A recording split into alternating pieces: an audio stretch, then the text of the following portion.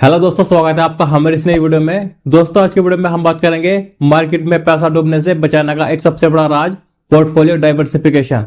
आप सोचिए, यदि आप सारा पैसा एक ही जगह लगा दे या एक ही कंपनी के स्टॉक में लगा दे और वही स्टॉक डूब जाए या कंपनी गिर जाए तो क्या होगा? आपका पूरा लॉस हो जाएगा। बहुत सारे लोग मार्केट में लॉस इसलिए करते हैं क्योंकि वे अपने पोर्टफोलियो का डाइवर्सिफिकेशन नहीं करते। आज मैं आपको बताऊंगा पोर्टफोलियो डाइवर्सिफिकेशन क्या होता है और यह कैसे काम करता है और ये क्यों जरूरी होता है, कैसे आप अपना पैसा सुरक्षित रखते हुए ग्रो कर सकते हैं। तो चलिए आसान भाषा में समझते हैं पोर्टफोलियो डाइवर्सिफिकेशन क्या होता है। अपने पैसों को अलग अलग जगह निवेश करना जिससे कि रिस्क कम हो जाए, इसी को पोर्टफोलियो डाइवर्सिफिकेशन कहते हैं। चलिए एक एग्जाम्पल से समझते हैं। मान लीजिए आपने किसी कंपनी के शेयर में 1 लाख रुपए लगाया।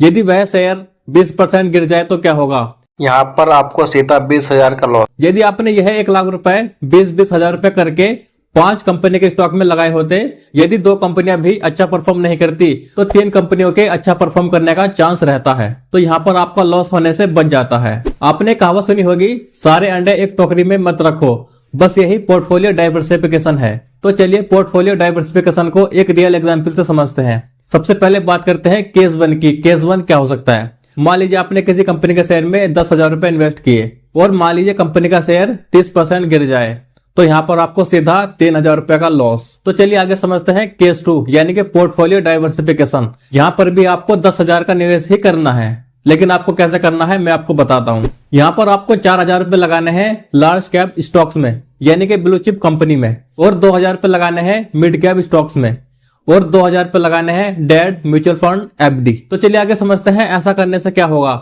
यदि मार्केट गिर भी जाए तो यहाँ पर गोल्ड या डेड स्टेबल रह सकता है। तो ऐसा करने से क्या होता है, आपका नुकसान होने का चांस बहुत कम रहता है। तो चलिए आगे बात करते हैं हम किन किन जगह पर पोर्टफोलियो डाइवर्सिफिकेशन कर सकते हैं। सबसे पहले समझते हैं मार्केट कैप के हिसाब से। तो आप लोग जानते हैं मार्केट में 3 तरह के स्टॉक होते हैं।